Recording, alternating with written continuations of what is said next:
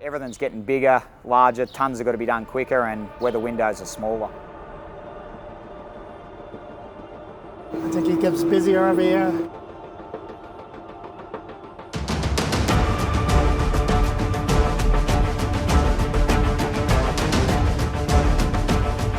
The 17 hours away comment has probably gone out the window. We're going a fair bit further now.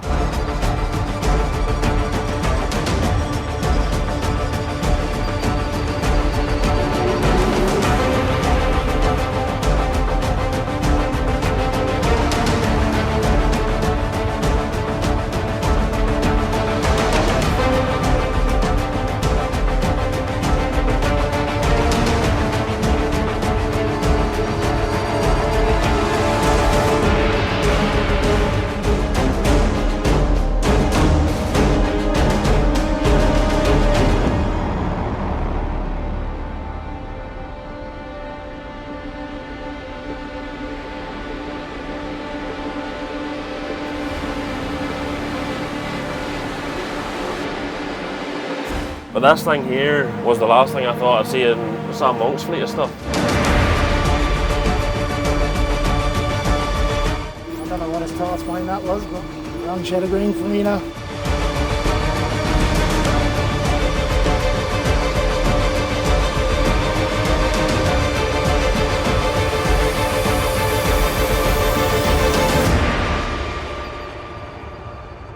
We wouldn't do it if we didn't love it, and we love chopping grass and the business that we've built.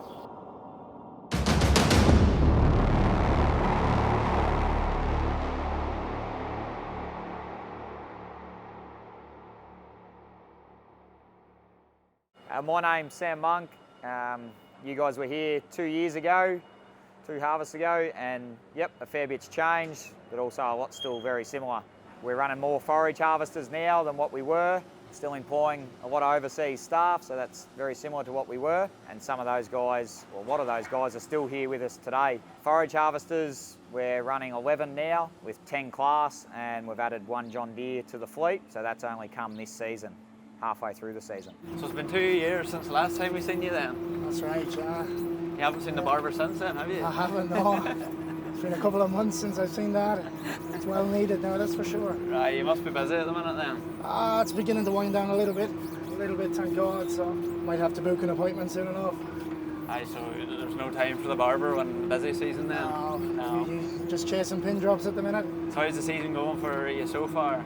Well, it hasn't been too bad actually, to be fair. It's actually been one of the better seasons weather-wise. It's been pretty hectic, but it's been consistent, so haven't had to beat much rain this year, thank God. That fairly eases the pressure a bit. It doesn't. Jobs get closer and closer together, and yeah, I don't know. Sam would tell you it's going to get easier, but I think he gets busier every year. Aye, so rain or shine, basically, he's just able to take on more jobs if it's not raining then? Pretty much, yeah. He gets another chopper or 2 every year and says, oh, it'll ease the workload, but I don't know. I think it seems to double nowadays. Another chopper means more work then? Pretty much, yeah. He'd tell you it means less, but you know what he's thinking behind the scenes. How many is he up to now then? Is that 12 this year, one stage? He bought that John Deere then. I think John Deere was number 12, so I don't know what his thoughts behind that was, but...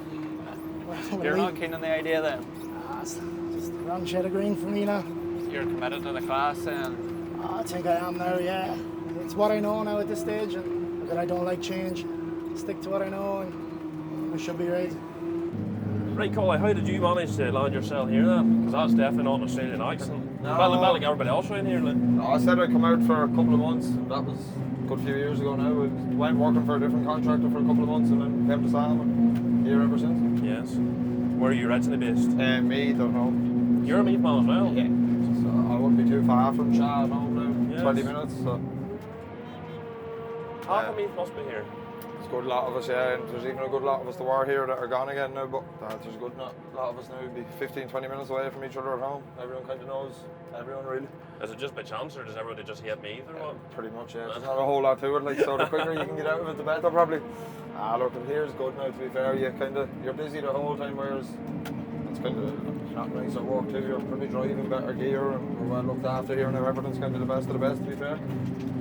Is this the dream out here? Like, is everybody just mad to get away, or what's the story at home? I don't know, like I suppose it's that hard to get ahead now at home, like unless you have something there already to kind of get yourself going. Whereas if you come out here and probably done 3 or 4 years of kind of hard work here, you'd probably set yourself up type of thing compared to trying to get ahead at home, mortgage-wise or whatever. Like probably more work out here too, like, and you're kind of given more opportunity, I think, too than home. Like unless you're a contractor or something, like you're stuck in a trailer or a rake at home. Whereas here, if you've half a brain and show a bit of interest, to be fair, like the Sam and Billy, and that they will give you a go. Well, I'm going to address one of the elephants in the room, because before we come out here we were told 3 or 4 different things, but this thing here was the last thing I thought I'd see in Sam Monk's fleet of stuff. Like, the man literally walks about with a Claas on his heart every day. Claas, yeah, true and true. But so where did this thing come out, or what's the story of her? I think the Harvest Lab has kind of a lot to do with it, to be fair. And pressure came on there a couple of weeks ago, and there was no classes in the country. There was a John Deere sitting there, so he got it on demo, and because it seemed to go fairly well there for the first few days, so he seems happy enough to hold on to it. The Harvest Lab is just a lot of farmers are asking for the information and stuff like that now, and I think it's easier to access compared to the Claas stuff. And what's your thoughts on it? Because it's sort of your first full season on a harvester. First full season for Sam on one, yeah. It's the new pickup kind of that's making it kind of do what it does. If it hadn't that pickup, it wouldn't be doing half of what it is. Like, it's still like, you'd still rather sitting on 970 now, to be honest with you. Like, it goes well. There's probably a lot of things you would change in it for here, like not being able to adjust your blower from the cab and feed roller still being spring, because over here it could be too wet 1 hour and an hour's time and be like, hey, it's just stuff like that, not being able to do on the move kind of compared to the Claas. It's a little behind. Technology wise, it's probably ahead, and kind of everything else is probably behind, to be fair, but like it does go well for what it is now, to be fair to it. Whenever you say things are ahead, you mean sort of like the practicality of it? Or like just like maintenance wise, it's probably a little bit more than the Claas. Some things are simpler on it, some things are a little bit more awkward.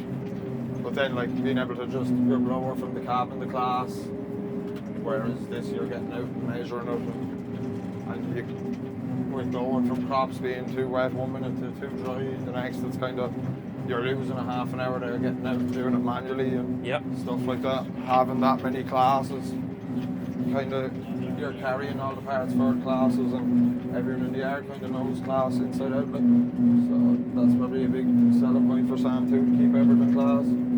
So where does she stand in your point of view then? Is she the dog in the yard, or is she the rose among the thorns? I'd say she's still probably the black sheep now. Now it's a... But the thing about the black sheep, that's the one you have to watch, you know? So to say, anyway. Can't get given out to as much as it was. No, like that is very good now, the Harvest Lab, to be fair to it. But everything else is probably a bit dated on them still, like compared to the Claas. Like the cab, and you hear yourself now after being in the other ones, like how loud it is compared to a Claas. Like, but well, that's what I was going to say, because you gave me a go in there the other night, and we sort of talked about even the location of the joystick and all. It's just not nice. No, you're kind of, I don't know, unless you have massive hands, you're kind of reaching. It's just sort of levitating in the middle of the air. Like the Claas is just a nice thing, you rest your hand and it's just there. But there, you're just sitting on it all day. Like. But then is that a laziness thing coming through too? It's probably a lot to do with it too. Like, I suppose it's what you get used to too. Like some of the lads there that probably drove these from the get-go will tell you to take these any day over the Claas, and then there's other lads there probably they're even used more to the old joystick in the Claas that probably rather that than the rugby ball. But as you say, they're a whole lot noisier too. Like you can feel every lump coming through underneath there, even from this seat here. I hopped into Burrs yesterday evening there waiting for a minute, and I thought he'd have turned off, to be honest with you. It was that quiet, jumping from this to that. To be fair to it, like for power it has, like it does have, you'll hold it there in the red all day long, like she will hold on. She will pull herself back like she does. Well, you were saying there about the Harvest Lab, is that a thing that Sam wanted in particular, or is that a thing that more and more customers seem to do? I think more customers are looking more for the information, because look, I suppose you're paid by the ton over here, whereas at home you're still probably paid by the acre, but I don't know, they're probably more looking for the proteins and what's actually in the grass rather than we just have silage in the pit, you know. They are a lot different here, like at home, like, you know yourself, you'll mow it today and let it sit in the ground and lift it, whereas here they're big on moisture and you don't want stuff too dry, you don't want it too wet. try to keep that happy medium. Like she just reads everything that's going through the spout. And what does she read that with, like a wee laser or what? Or Laser and a camera on it. Okay. So you'll pull it out maybe 2 or 3 times a day, depending on what sort of stuff you're in. If you're in real dry stuff all day, it kind of gums up. right, okay. You just have to, you just pull it off. It's 613mm nuts on it. Yes. Just disconnect the plug and away you go. Did I see you on screen off earlier on? Earlier on, I had it Yes. off, yeah, and was just giving it a wipe. Craig thought you blogged again. No, it happened today just yet. Oh, no. here, don't say them I things. You know. haven't stopped yet. No, it's generally late in the evening when you think we're going to go home early. I generally have an hour on. Do you not know how these videos work? As soon as you say it, when the camera's on you, it happens. The John Deere was a purchase through, we couldn't get some parts for a Claas machine, which was uncommon to do a transmission, but we did.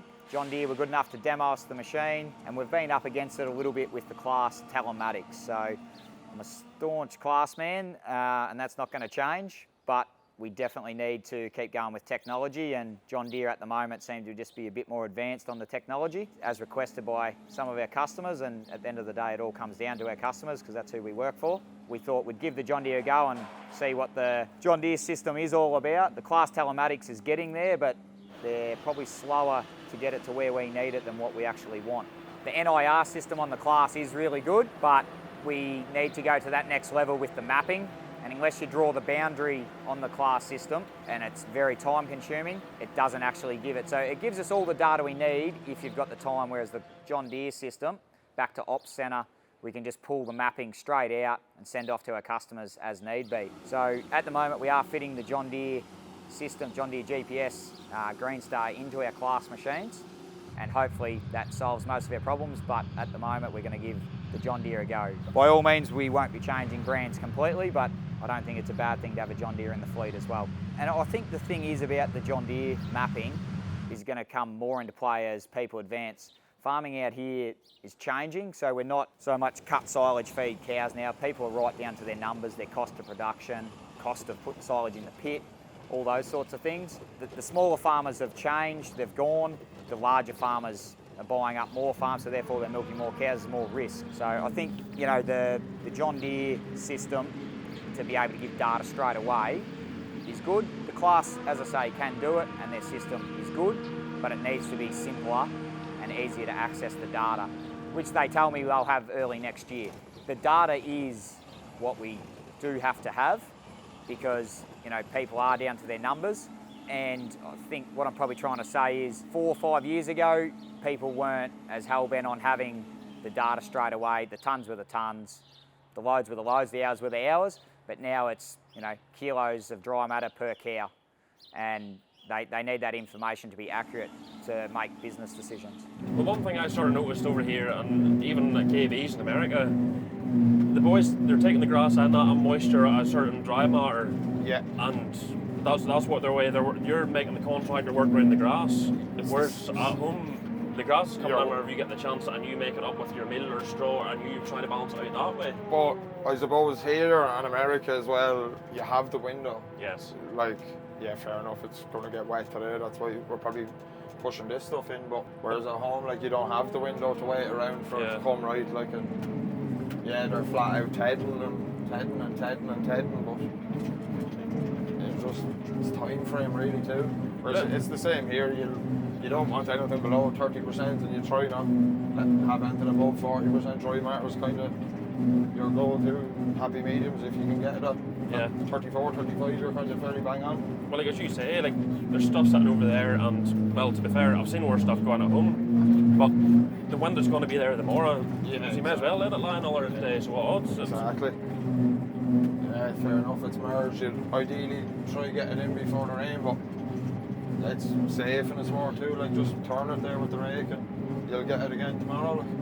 Did I hear a couple of boys complaining about the row that the big M was making? Is it? You see it here now. It's very lumpy. Like, I suppose this stuff is fairly dead grass too. It's not going to be, but it depends on the grass too. With the big M, if it's heavy enough too, like it will with it being the augers, and like it's different with the rollers compared to ones you'll have at home. Like it does kind of leave it that little bit lumpier, throwing it out to the grouper, but I don't mind it with this thing. That head, to be fair to it, is kind of The only reason why probably John Deere are kind of getting popular again is this head is a lot better than their old style campers. Yes. Like you've zero maintenance with it. It's all hydraulic driven. I took in an undercarriage of the rake yesterday. I didn't even break a time with it. Like. The old style John Deere head, you'll be breaking chains and Yes. nothing at all with this. And I think it's there 8 grease nipples on it and away you go. That's That's it. away you go. So there's no maintenance to it at all, which is a great thing too. Like. Less of that you have to do the better. But you're making up for it in other ways. Aye. You lying underneath it at like 12 1 That's o'clock only in the morning. odd occasion, but sure, you have to check the grease nipples in there too, that everything's Yeah, all yeah. right in certain places. And there is a bigger kind of feeder house on it. It's wider than the Claas, and this has a new type top feed roller on it. It is very aggressive. I don't know what it'd be like in real wet stuff, like if I'd mush it too much, or you'd probably have to swap it for maize. Maybe I'm not 100% sure, being honest with you. It shouldn't be too hard to please us farmer today. No, well, you'd like to think not. Anyway, he's probably one of the better ones to deal with, I suppose. Is that because he's your boss? Or? Aye, pretty much. Yeah, we're just talking nice here now, I suppose. Is he one of these farmers lands to fill afterwards and gives you a £20 tip? No, I don't think I've seen them in Australia at all yet, to be honest. I think that's even gone at home now. Not No, too much at home, so home I... whereas before you used to always nearly, if you covered the pitch, you used to get a snack box or Or you you're were down given there. something going out the gate. So the last time we were out, you were in a 990, Yeah, that's right. but That's now right.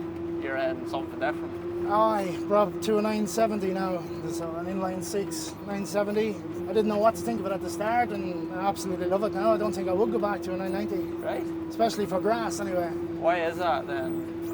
It's just the dynamic power. It delivers it way more differently. It's easier on fuel, and yeah, I think a 990 is pretty much wasted at grass, to be honest. You're not getting it. Yeah. You're not maximizing its output really. You know, this will do everything a 990 will do at grass. It's kind of come corn. That's when you'll the 990 will come to play. Like And that's when you see the difference. pretty much, yeah. So, but no, I'll be interested to see how this goes in corn now. You got to stick to it then? I for the will, corn? 100%, absolutely. A couple of the other lads are in the 990s there, so we'll leave them at it and we'll just soldier along with this. Stick to your own harvester. 100%, absolutely.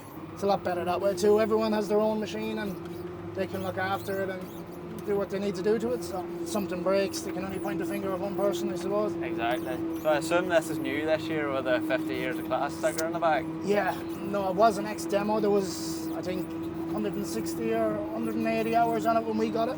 We got it 20th of September there this year, so she's been a busy little machine since. Yeah. Many hours have you put on her now, do you reckon?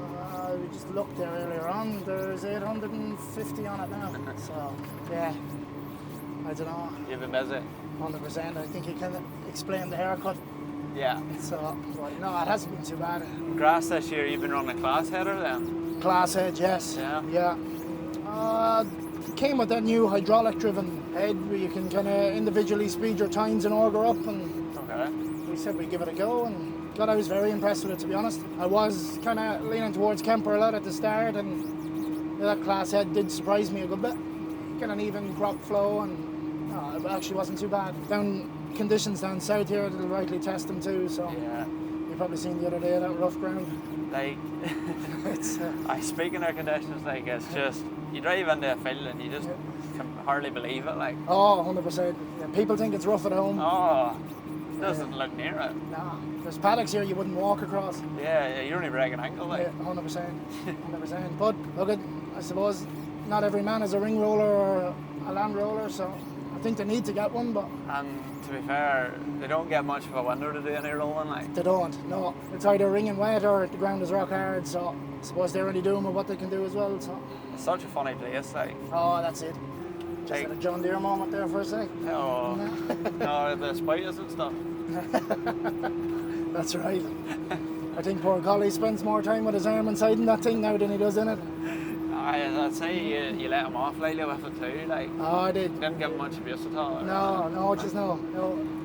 We had an owl run up the field with him last night, and I think he's still finishing that row, to be honest. Is it? Yeah. Yeah. How come Collie end up inside the deer then? He just. Oh, he done a season out there with Robinsons. Oh, okay. So I think, he knows his way around, man. yeah, he knows his way around it, and no, he's actually a good old fella, Collie, so Yeah. it's a good opportunity to get, and look, gives him a bit of bragging rights with the Deere, but I don't think there's much to brag about, is there? No, not at the minute. No. She needs broke in yet, I'd say. Aye. Or that's what you would say. We'll go with that one, yeah. Yeah. No, look at that 30-hour pickup on that John Deere is, yeah, that is the bee's knees, to be honest. Yeah. If we could get one to fit the classes, it'd be the right job. Might be a winter project for us. Yeah. I don't think Collie's going to give it up anytime soon. No, probably not. Stranger things have happened. So they will be available for the class at some point. So they Just say. don't know when. Yeah, not too sure on a date or that, but I presume they will. Hopefully Yeah. they will anyway. Kemper has changed the game with the class side of things, I reckon. So the guys are getting a lot more output out of them Kempers than. So do you think the class head that you've got in yours is getting closer to the Kemper then? They are. They're taking that step forward, and I do believe there is one. They're working on another, a newer model again in class, so they are stepping in the right direction. So it'll be interesting to see what they bring to the table. It seems to be not just a header like they're working on. No, I have seen a few pictures now, and it looks like a different kettle of fish altogether. You'd be alright in one of them, would you? Oh, yeah, I don't think you'd want to stuff the spout on it now.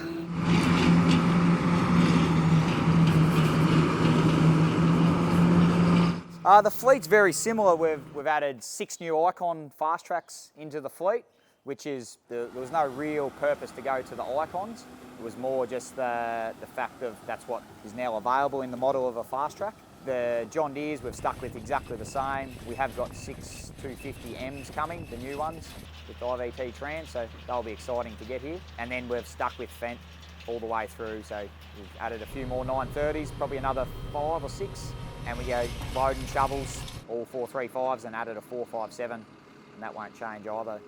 We're a bit of a creature of habit, we stick to what we know. The John Deere Chopper is probably the biggest change. As I say, that was the luck of the draw, that's how it happened to be that day when we needed the forager. It's in addition really to the fleet. 2 years ago I probably could have told you exactly what we had, but would be 36 Fendts now. We must be up to about the 19 fast tracks and 26 John Deeres.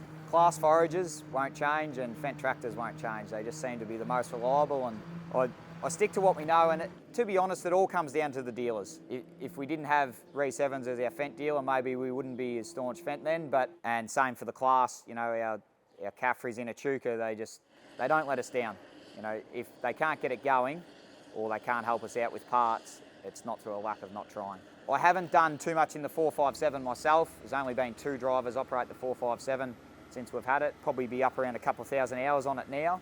It'll be 12 months old, so it's done a maize season and it's just completed a grass season. I'm really impressed with it on the bigger pits. It is too big on some of our smaller straight wall stacks. But once again, Michaels is who we deal with on them in Moama, and you know, they're just faultless. They use a lot of UK mechanics. Their serviceability and reliability to us is phenomenal. We have a breakdown and they can't get us going, there's a spare tractor there, so I think that comes from JCB. UK a little bit, they back up Michaels pretty well, and CEA, the importer. So they make sure there's always spare machines there for if we have a stop. We never stop for more than half a day with JCB. There'll be a mix. I can see us ending up with a couple of 457s, but definitely not a fleet. You know, there'll be a couple more 435s next year. We're getting up around 12,000 hours on some of our loaders, which for every day sitting in, and reliability is probably pushing it a little bit. Same as our foragers. We'll definitely be adding a couple more Claas foragers to the fleet next year, and a couple of the older ones going 8,000-9,000 hours on machines is just getting too much for everyday reliability. The pits where I look at every day I drive past for the next 6 months, it's what the farmer looks at every day when he's feeding out, the product that comes out. Yeah, like it is absolutely critical to have good men. You've got to have good chopper men, but you've got to have great stack men. You know, our pits is what we pride ourselves on, and that's what we've actually built our business on, is the quality of feed coming out at the stack. We can chop 2,000 tonne a day, no problem with a 970, we can chop it with a 990, but if you can't push it and pack it, there's no future in making silage. Mikey's got as much experience as anyone I've seen on a stack, and you know, he takes great pride in it. He's hard on himself sometimes, but that's the way he's been taught to be, because you know, quality is everything. Anyone can chop grass and cart it to the stack, but not everyone can pack it and run an efficient team. Your career boys seem good crack anyway. Oh, they are. Look, there's days we want to kill each other too, but Yeah, sure you get that everywhere. we just laugh about it the next day and away with it. So since you've been out here this long, do you get to handpick your crew, or? Oh, not so much. Look, you'd have a bit of leeway, but Yeah. kind of always like to take a new guy, 1 or 2 new guys every Yeah. year. show them how it's done. Oh, 100%, absolutely. Show them they're here for a holiday as well, but when the work's on, it's on, and yeah, some of them do forget that too. They think it's a big holiday they're on. But So who's new in your crew then? it'll be Foxy and Darren. Oh, okay. Yeah, Connor was with me last year, and then Mikey on the stack. He's with me there last year as well. So Yeah. Mikey's loving that new loader. So Aye, that's a new thing too. it is. Yeah, it's a fair donkey. Have you had a go on her yet? No, he won't let me into it. To be fair, No? no. He thinks I might break it on him or something. And you always say you prefer the loader. I do, to be fair. Loader's where it's at, but Is it? I keep asking Mikey to swap, and One? nah, No. not a hope. He's just a 3-3 pit man. Oh, he is. He mightn't tell you that, but he's the best man I've ever seen at. Is it? Yeah, he's put in a brave pit there at Sam's there the Oh, other yeah, day. that's unreal. The height of it. Like. We're gonna have to put a light on the top of it, I'd say, Yeah. for the local airport. So what kind of header is this here? This is a Dominini Italian, I'm pretty sure it is. Okay. So just two 3-meter Kuhn beds merged together. Ah. Yeah, it's a pretty straightforward and simple machine, to be honest. It's not overcomplicated. It does the job, takes a beating too, which is what we want out here. That's an understatement. It's harsh conditions. Does Sam cut much whole crop then, or is this? It's getting more and more every year. These cereal and tillage guys, they're having bad years, and local dairy farmers, they'll come in and buy a standing crop off them. Yes. They're Just kinda- before it's ready, basically. Pretty much, yeah. So, kind of that side of the paddock there is pretty good. That'll go towards a header or a combine. But this side here has kind of failed a little bit. So, Also, a farmer bought the standing crop yeah, and sent you to cut it and send it to his farm. pretty much, yeah. So his farm is, it'd be 50k from here, from that front gate out there. It's probably a two-hour turnaround. At least the boys have a bit of comfort in the fast tracks. Aye, exactly. So they're bringing a brave load too. They're probably pulling out the gate at 24, 25 ton on. So. Aye, and your crew's basically all icons then? Yes, yeah. We got them new icons at the start of the year, and the guys seem to love them, comfort of them. I don't look at, for what they're doing, pulling trailers and that, I don't think they need all that technology inside them, but when you're given it, you might as well take it, I suppose. Exactly, yeah. So, And like the boys are driving and they say I was chatting to a few of them and they're saying that they really like the joystick buttons. They seem Yes. that seems to make the difference in there. Like 100%. I'd say I've filled one load with them the whole season, but you do drive them like a bit more like a Fendt. yeah, And yeah, the way the cruise control, everything is all on the joystick, and yeah, they can set it up pretty much any way they want. It'd be good to see them use a bit more than just a road tractor, you know. yeah. And that's all they're used for here at the minute. They literally don't come off them trailers. You might as well weld them onto it. Yeah, the odd one might go on a slurry tank, but Yeah. the old wheel bearings on the slurry tank, I don't really like the 70Ks. Them Smiths seem to hold up pretty well on them. 4 axles is the new norm for us. The way I calculate it is a fast track, an 8330, we're spending 450,000 minimum to purchase one of them, and 150 to 200,000 for a 4-axle trailer. You're spending the same amount to buy a 8330 that you need on a tri-axle trailer. Every time we can drop off a tri-axle trailer and add a 4-axle, so for every 3 tri-axles, you need 1.5 sort of 4-axles. So where we need 4 3-axle trailers, we only need 3 4-axle trailers. So that, if that makes sense, we're dropping off effectively 600,000 to an outfit to do the same job. So our Smyth trailers, we're running 24 all up. So there's 18 tri-axles and then 6 4-axles. The 4-axles will get another 3 next season. If everything's getting bigger, larger, tons have got to be done quicker, and weather windows are smaller. We're guided by Sam Smyth, and he just thought that the weight, we probably wanted to have 2 steering axles. And so far I could agree.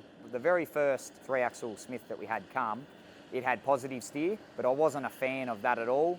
We had a few problems with that. I know Sam's changed the system, but just the floating rear axle is really good on the tries, so we won't change that. As far as I can see going forward, there'll be 4 axles and our fleet will change to 4 axles.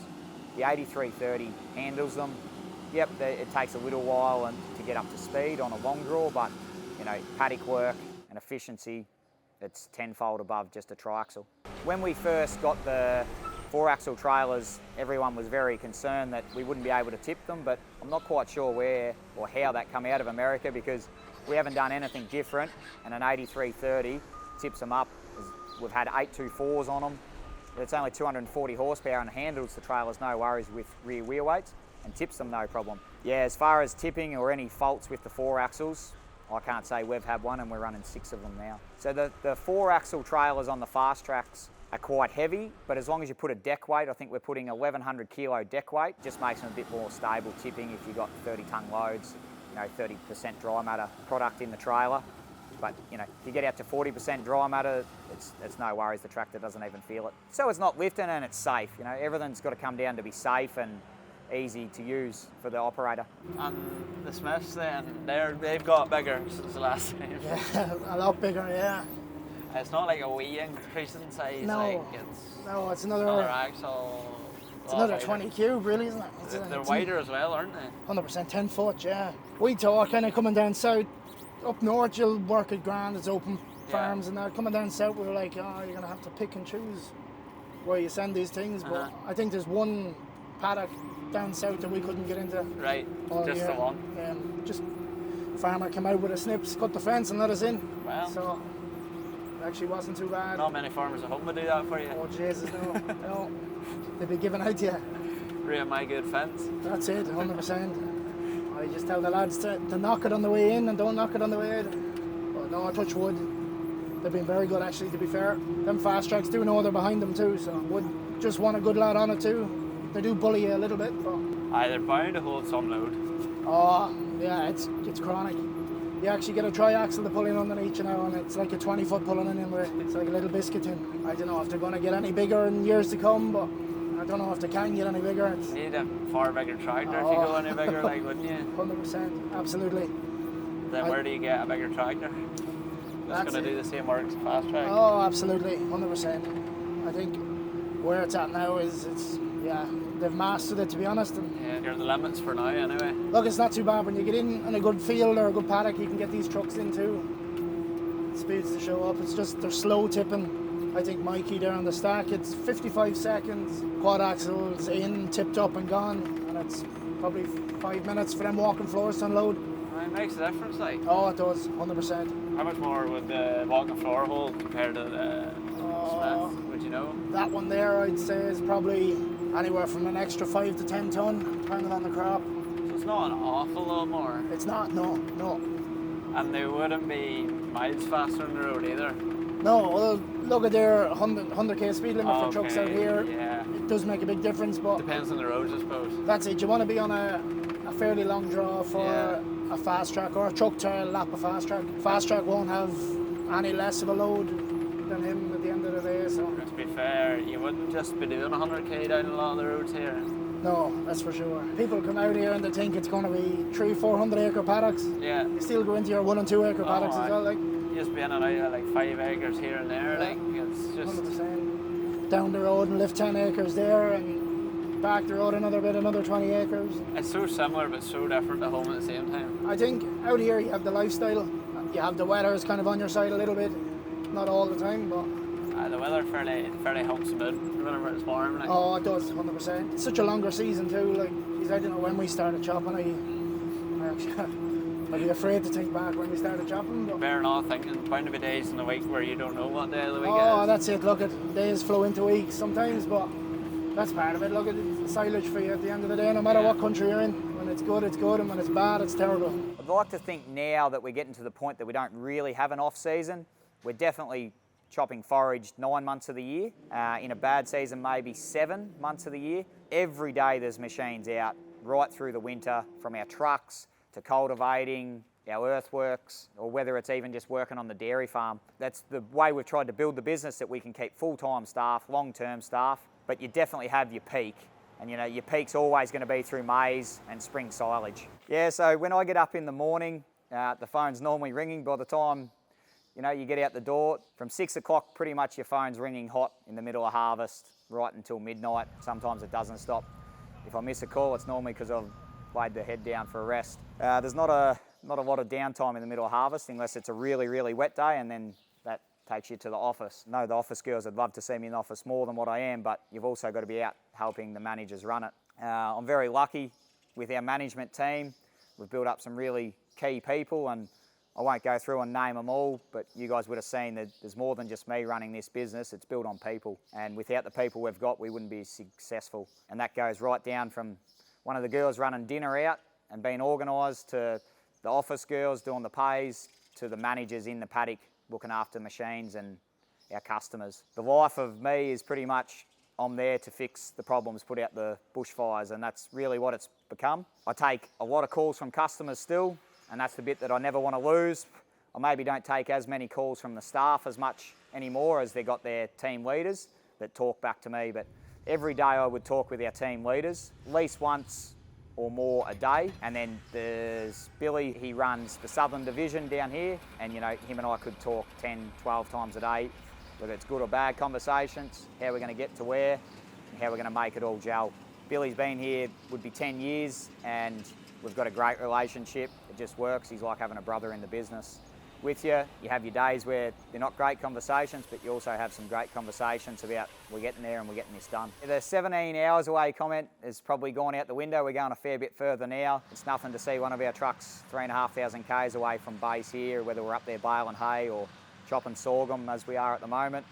It's pretty much got to the point that nowhere's too far in Australia, and that's not going to change. We want to keep growing the business, keep progressing on as time goes. I probably don't keep as much as what I used to, as I've got people in areas now to look after different areas for me, but I would like to say that I've got a pretty good handle. I would nearly know where every machine is every day, or what area or what it's at. There's certain things I might not know, what tractor's on what rake, that I maybe would have known 2 or 3 years ago, but I certainly know what quad rotor rakes at what farm, where we're baling, what choppers at what farm, and I keep a very, very close handle on the pit silage. That's the pit silage and the corn is probably my area that I look after the most. We've got Brock, who runs the muck spreaders. He deals with the customers and the staff on that side of things, but he still reports back to me every day where they got to and when they're going to be at certain jobs. And then Billy probably doesn't report where he's round baling every day or where he's got a forager working every day, because him and I talk 3 or 4 times and it's just in passing conversation. Aaron Cosgrove here, working for Sam Monk here at Monk & Sons. Been here now just over 5 years. We're in northern Victoria. The season's almost wrapped up here. I'd say if we had a week, we'd had the whole lot read up. Overall, the seasons went really well. Crops and all has been very good. Couldn't go wrong with the crops or the season, to be honest. Hey, the last time you were here, what's that, 3 years ago or 2 years ago, driving the harvester, is that the exact one over there? That 970 over there. Yeah, sort of, I don't know what you'd call it, but yeah, took on a bit more responsibility, and now sort of helping Sam run a bit and looking after machines and looking after jobs and going around seeing farmers, making sure the farmers are happy with everything. And at the end of the day, it's the farmer that you want to please, and that's where the job ends. You want to make sure he's happy, and you know, and you also want to make sure all the staff's happy and keep everybody happy. You know, make sure the crops is going in right, and you know, it is quite hard to get crops in that right out here with the heat and the wind, and you know, you go from one extreme to the next. It is very hard to get it right, but look, we try our best, and keeping everything running is a full-time job. I wouldn't really say I have such a job title as such, but look, fixing harvesters, you know, controlling mowers, and making sure everything's going right, and not even just the grass side of it, it's every side of it. You know, you have to make sure the groundwork's right for the maize, and the planting of the maize is right, and the strip tilling. You know, it's just not grass. You just can't base it from grass either. Like you need to make sure everything's right. Dung spreaders, slurry tankers, you know, you have to make sure it's all right. We sort of let the harvester drivers, the chopper drivers organise the meals. They organise the meals with the runners. They organise their own accommodation, hey. But we'd just be organising where the mowers go, you know, trying to keep control of the mowers, when to slow them down, when to speed them up. That's more what we're doing, more so than organising that. Organising the crews in the right place, and you know, all that sort of stuff. Definitely plenty of lads. You know, you have Billy down south, you have Sam, you have Brock, you have Noel in the workshop. Noel's a big play off it all. It's a big spot. It's hard to cover it all, so it is. Probably driving a harvester will be a lot more simple and straightforward, so it is, than looking after multiple crews. You always get a rip in or now and again. You know, somebody has to have a day off, or you know, you always get back in the seat here and there. There's definitely always still plenty of chopping to be doing. You know, he leaves me up here, and he gives you whatever to run, and you run it. And you know, you hear from him maybe once a day, and you know, as long as everything's going right, you don't hear from him. That's probably the main reason, because you get so many opportunities where you're never going to get at home. You'd never get the opportunity to do any of this at home, you know, unless you owned it. It's very good. It's a very good place for any young fella or young girl, as I said before in the other video. Come out, you know, just jump on the flight and come out. Hey, you get opportunities you'll never get anywhere else.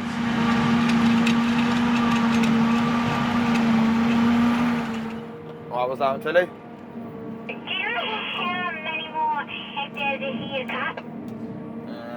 Just these two here, but I think there's 180 left to cut all up, Jake, I think said. The 100 hectares left. And we just have this field and this one to the right of us to lift today. And then I think Jake said there's another 180 hectares left to cut.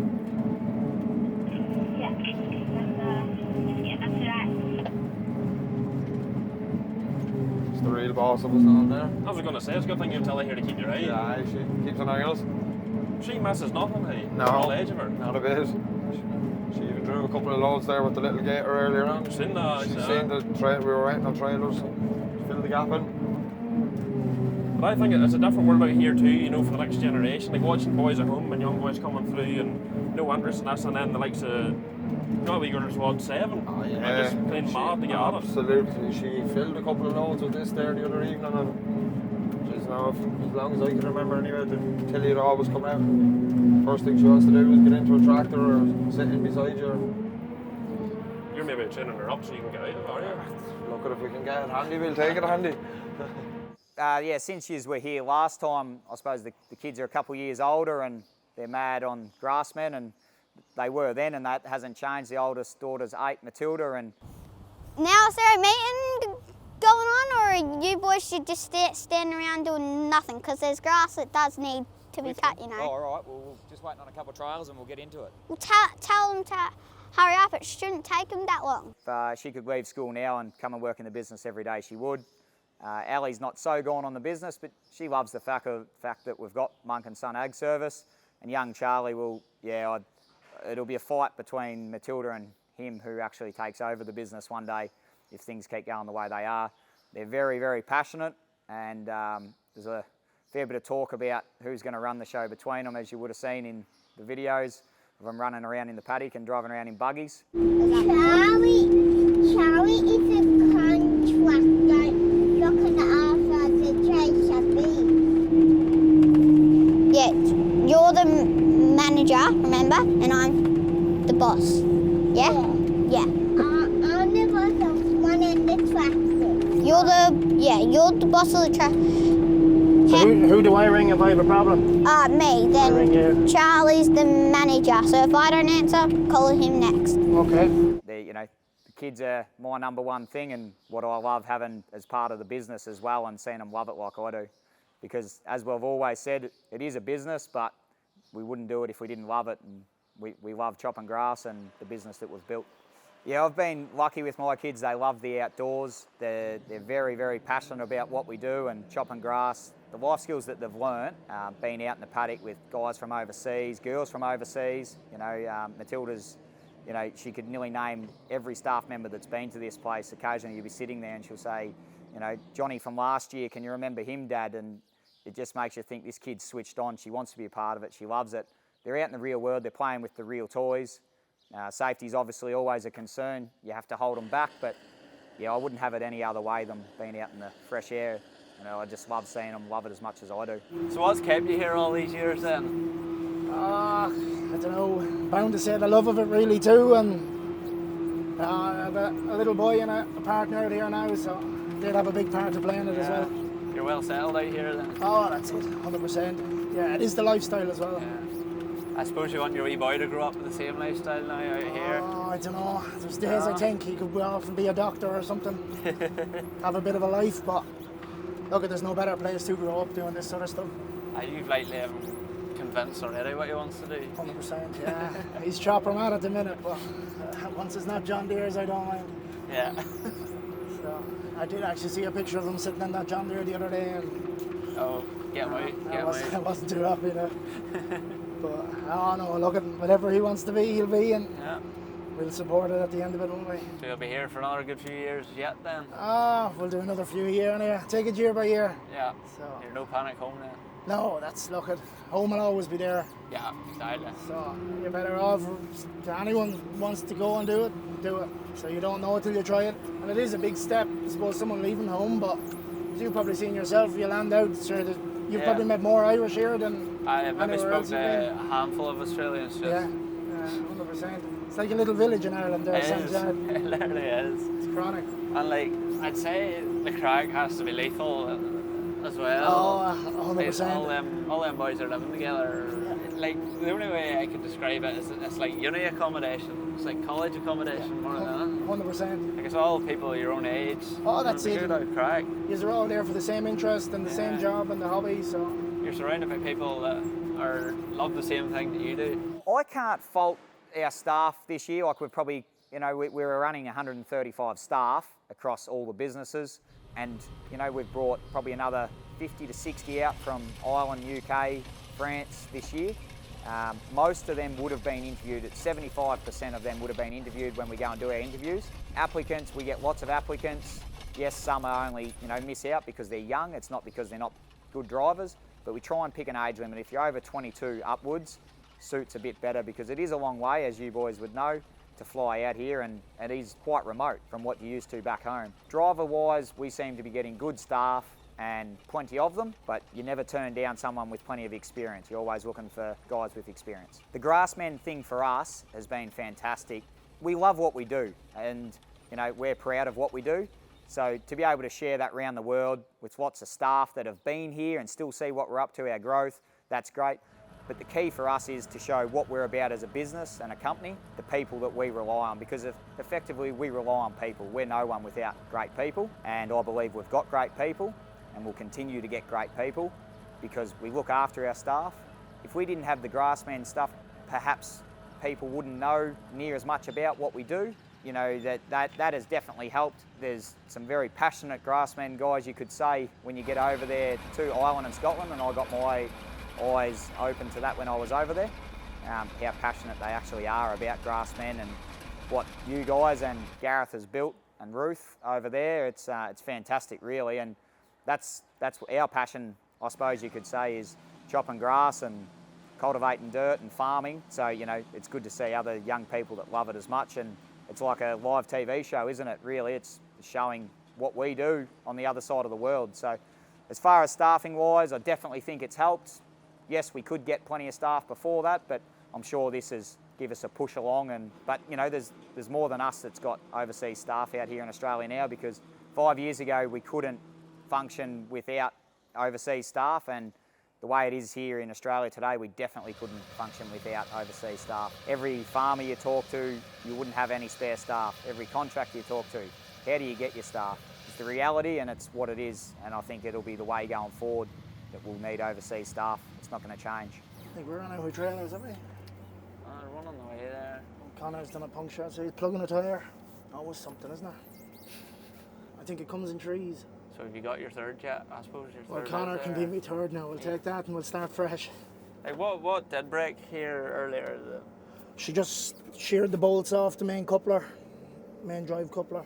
So we were lucky enough to have bolts there, thank God. But Like, these are never long whenever you break down. no, Really? kind of, the utes are well kitted. Once something is, sometimes it's like a Formula 1 pit stop. You'd nearly have it fixed before it's broke. Yeah. There's not much that hasn't beaten us in the paddock, so Yeah. Barrett's an engine or something gone. There's a few of the lads there that are probably chance doing that too in the paddock. Yeah, farming is in my blood. This, where we're standing here now, was my grandparents' original farm, and then was passed down to my parents, and then I've, since you guys were here, brought my brothers out of it. So it was only a very small farm, 200 acres with 110 acres leased. So that was my leg up. I got given my share in the 200 acres. I got my third. So then I've expanded, as we've talked about, and brought another 4 farms around us and expanded into the cropping phase, where we've got a couple of thousand acres of cropping land as well in the last 18 months. Farming is in my blood and it is my passion. Yes, I'm definitely a machinery man, but there's no good having machinery without solid assets, because one day you might not want to deal with the headaches and may want to just go back to your investment, and that is essentially the land and the farming enterprise. So the farming is very important to me, and I do really like having the cows. I would like to spend more time there doing it, but at the minute the cash cow is the contracting business, and that's what most of my time gets put into. Very lucky with the farm, it runs itself pretty well with the management I've got there and the systems we've got in place. But yeah, I wouldn't like to be just contracting without, you know, some solid investment around me, which is my farming land and the cows and, you know, our other investments. The dairy farm's going really good. We've expanded that maybe slightly, but probably just consolidated quite a bit with the dairy over the last 2 years. We're milking 1,100 cows. We'll be out to 1,300 by April. Yeah, we've just consolidated, put in some dams, finished our feed pad, put our calving barn in, and just made it user-friendly. Also been able to cut labour units per cows. So I'm not sure when you were last here if we had the workshop finished, but that's all finished now, and we've concreted the yard. It's a big investment, but very good. Through the winter, we still need to be able to do maintenance. We need good conditions for our staff. So the big workshop was a big investment, but we're very glad we did it now, and it's actually not big enough. The concrete in the yard's been fantastic just for cleanliness and, you know, presenting everything properly. The feeling is we owe plenty of money, but we're making plenty of money. So that's probably where it's going to be for us for quite a while. To turn it over, you've got to spend it, I suppose. You know, we're happy to do that. We're running a good business, and we just want to get better at what we do. Over the next 5 years, I'd like to say our plans would be just consolidate what we're doing, keep getting on with it, running an efficient business and quality of work. Everything that we do has to be quality, otherwise I wouldn't do it. If we couldn't provide a quality service, it would be best to get out of it, because it wouldn't sit with me well not to have quality. And that's where I go back to our stacks. If you pull into a job and the stack's not right, that's the finished product. And it's the same with our tractors. If they go out of here and they've got mud guards hanging off them, I'm not happy. The tractor goes back to the yard and it gets the mud guard put back on. So there's nothing spared with our maintenance program or our upkeep of tractors. Accidents happen, things get broken, but it gets fixed straight away. It costs a lot to pay for the tractor, but you don't mind working hard to pay for the tractor or the machine, whatever it may be, if the maintenance and the upkeep of it is good. And at the end of 5 years, when you own the machine, that it still presents well and still worth money, because all of a sudden then it's an investment. The end goal is not to conquer Australia, it's to look after our customers, look after our staff and provide a quality service. And that's where your end goal has to be, otherwise you're not sustainable. Especially though, there's plenty of competition out there, so to be better than them, which I believe we are, is provide a quality service. Final question, did you put that clean shirt on, especially for this interview? No, I definitely didn't put this shirt on. It was just the cleanest shirt I could find there this morning. As you can see, I didn't even get there to have a shave last night. We've probably had the busiest 3 months that I can recall, and so we should. We're running the most amount of gear that we've ever run. So it's it's a credit to the boys and girls that are in our teams for the way they've handled themselves this year. It's been absolutely flat out. We've had minimal rain, and there hasn't been too many down days for a rest. So the last 3 months, I can't say there's not a day that we haven't chopped with a minimum of 10 foragers out. And at times we've had a couple of subbies in helping us, and we've probably ran up to 14 harvesters. So yeah, I can't commend them enough for their efforts this year, and our dealerships for backing us up. They haven't had downtime to do warranty work and things like that. They've had to work around us. So yeah, it's been one hell of a season, and hopefully those seasons continue, and yeah, we can keep getting on with what we actually do and provide a quality service and enjoy what we do. Right, okay. There's that spout plugged outside, I would imagine.